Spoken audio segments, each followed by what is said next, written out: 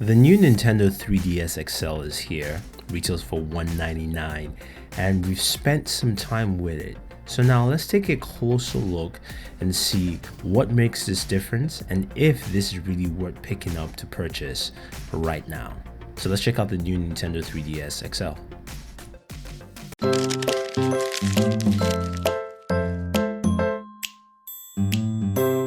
So the first thing I want to tell you is that this thing comes out of the box without a charger. Nintendo expects you to already have a charger, or you can buy one from GameStop if you want. Now the charging port's in the center with of course a prong. You do have L and R buttons as well as also your ZR and ZL buttons. That's an infrared sensor for Street Pass or local play if you will. Now if you pan around the side, you can see that's the slider for the 3D. In the front you have a power button. You have indicators on the right side there for power, Wi-Fi. You also have your stylus. It's a short stylus, doesn't expand. Your headphone jack is right in the center. And you've got your cartridge bay for your game cartridge. On the left-hand side, that is the slider for your volume. And that's pretty much it. Now, if we flip the device to the back, you have two screws, and this is how you actually access your micro SD card, because Nintendo has switched to micro SD cards. And this is kind of annoying in my view. You need a screwdriver, Phillips head 0 screwdriver, to actually unscrew it. And then Nintendo recommends you use your stylus as a prying tool to pry it from the sides to actually open and access. Now your micro SD can expand up to 32 gigabytes.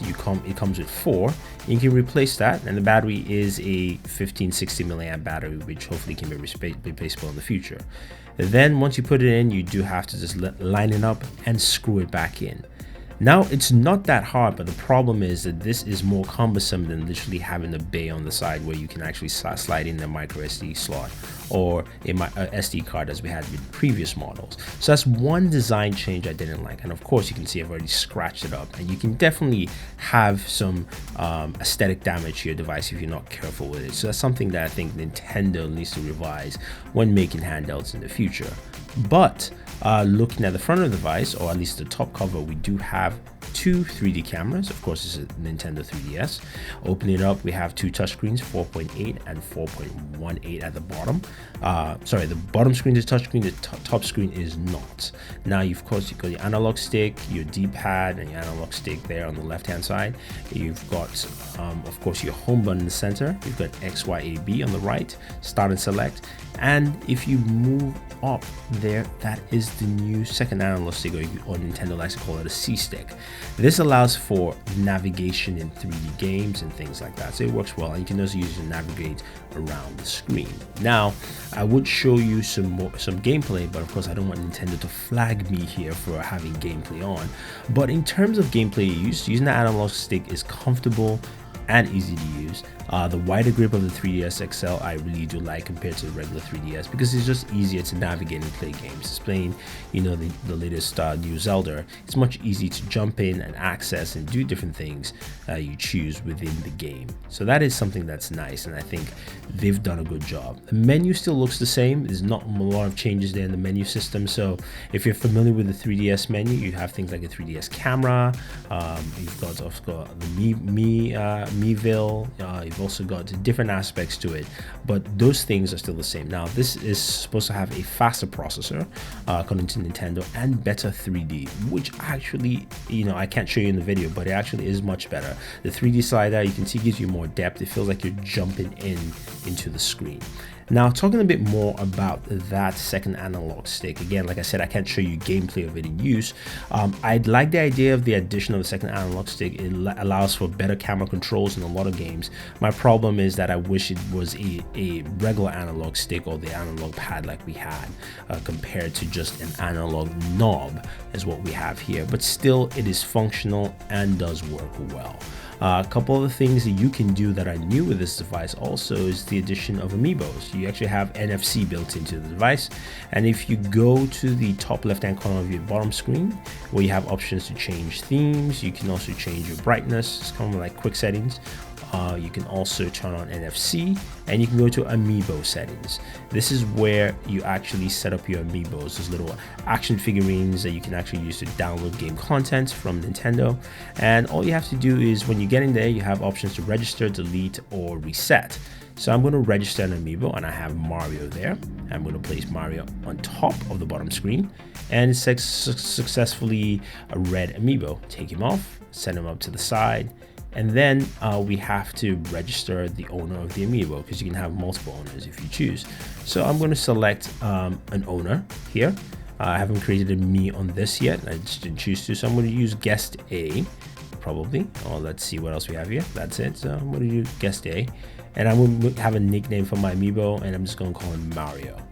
And you have it saved. Now, of course, I don't have any games that really support it yet, but it's saved in the system, and there's something you can use. And then you can register more amiibos. You can go ahead and reset it if you choose to, or delete, whatever choices you want, but you have those options in there. And we'll see how that applies in future games. Now, the other things, you have a theme. So you can see the background theme is red.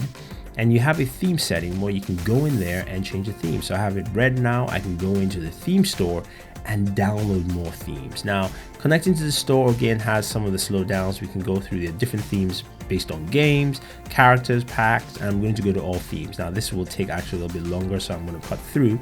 But these are some of the things that you find with the 3DS if you're not used to that, of course. But you can see we have different themes from games. We have Smash Brothers, Animal Crossing, I believe we also have Metal Gear Solid Snake there theme. So we have different themes that cost money. Highest amount is $1.99, and I'm sure Nintendo's gonna make a lot of killing from this. So that's something that a lot of people can go ahead and download different themes. You can't use your own desktops or backgrounds for that, but you can change. That's a free theme there, Sonic, and it's great. I like the way it looks. It works also in 3D. That's probably what the limitation is. That's why you can use your own image. But this actually works in 3D and looks good. And again, you can navigate through the theme and see how that theme flows across different aspects of the game. So that looks pretty good and handles pretty well. Well, in terms of battery life, the battery life is still the same. You're getting maybe about 4 to 6 hours of gameplay. Standby is really good on this, but Nintendo really hasn't improved much of the battery life. Now, the main question you're probably going to ask me is, should I upgrade to the new 3DS XL? Now, if you're on the 3DS, you want something bigger, some of the new features, the faster processor does help. You can games like Zelda as well as Smash Brothers really perform much better. I'll say definitely go ahead and do that upgrade. I think it is worth it, although you're going to spend more money because you do have to get an adapter, since Nintendo doesn't use micro USB for charging, even though technically it's a micro USB port that is just proprietary, and also it doesn't come with the charger. But if you have a previous charger, then that's not an issue altogether. But I do like it. It has some of annoyances. What I would love to see from Nintendo in the future is really clean up that UI, change it, make it more streamlined, and also just allow the 3DS to grow up in a way. Overall, still a solid machine, especially strictly for gaming. It works very well, and there are a lot of games you can pick up for it. It's a huge library for that. So that's pretty much the new Nintendo 3DS XL. If you have any questions or any comments, let us know. Otherwise, don't forget to like this video, share this video, and favorite this video. Now, if you want to pick yours up and you want to support us with our Amazon store, we have a link for you down below. So this is Thunder E saying thank you, and always enjoy your entertainment.